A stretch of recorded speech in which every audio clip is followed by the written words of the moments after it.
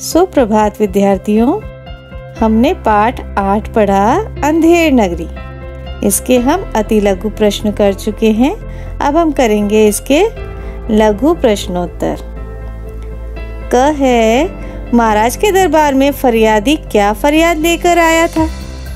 उत्तर हम लिखेंगे, फरियादी की बकरी कल्लू बनी की दीवार के नीचे दबकर मर गई थी, इसलिए फरियादी न्याय की फरियाद लेकर महाराज के दरबार में आया था। ख, गुरुजी ने अपने चेले को कैसे बचाया था? तो यहाँ हम लिखेंगे उत्तर, गुरुजी ने अपनी बुद्धि और सूझबूझ से अपने चेले को बचाया था। उन्होंने एक युक्ति बनाई थी ना। अगला है ग, गुरुजी ने अपने शिष्य को संकट की घड़ी से किस प्रकार निकाला? उत्तर है, गुरुजी ने अपनी बुद्धि और विवेक से योजना के अनुसार परिस्थितियां बनाई और कहा कि यह ऐसी शुभ घड़ी है, इसमें जो भी फांसी चढ़ेगा वह सीधा स्वर्ग में जाएगा। इस तरह चेले के स्थान पर कौन चढ़ गए थे फांसी पर? राजा फांसी पे चढ़ते हैं और गुरुजी अपने शिष्य को संकट से निकाल लेते हैं। निबंधात्मक उत्तर। प्रश्न उत्तर हम करेंगे क, महंत जी अंधेर नगरी में 1 मिनट भी क्यों नहीं रुके और गोवर्धन दास वहीं क्यों रह गया था? उत्तर है, महंत जी जो कि बहुत ही समझदार थे, विद्वान थे, अंधेर नगरी में 1 मिनट भी इसलिए नहीं रुके क्योंकि उन्होंने कहा कि जहाँ हर वस्तु की कीमत एक समान हो, अर्थात जहाँ अच्छाई बुराई में कुछ अंतर न हो, वहाँ मैं नहीं रह सकता हूँ।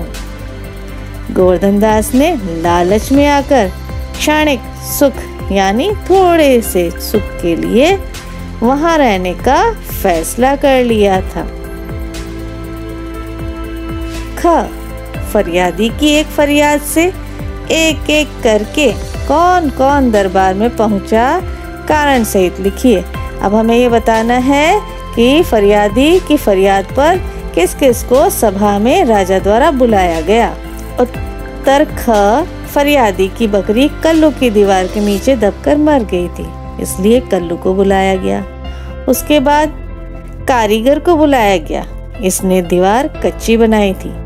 चूने वाले को बुलाया गया, इसने खराब चूना बनाया था। भिष्टी को बुलाया गया, इसने चूने में ज्यादा पानी मिलाया था। फिर कसाई को बुलाया गया, इसने बड़ी मशक बनाई थी। अब उसने कारण बताया कि गडरिये ने क्या दी थी? बड़ी भेड़। तो गडरिये को बुलाया गया, इसने टके से भेड़ दी थी।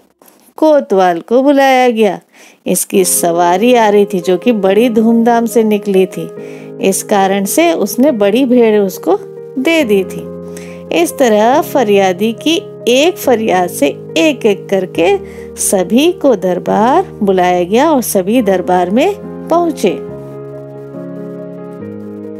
ग, जिस देश का राजा इस पाठ के राजा जैसा होगा, उस देश का क्या हाल होगा, सोचकर लिखना है। बड़ा ही चिंतित और सोचनीय हालत हो जाएगी। उत्तर है, जिस देश का राजा इस पाठ के राजा जैसा होगा, वह देश कभी प्रगति नहीं कर सकता। उस देश में न्याय अन्याय की परख नहीं हो सकती, अर्थात देश का हाल बुरा ही होगा और वह देश पतन की ओर चला जाएगा।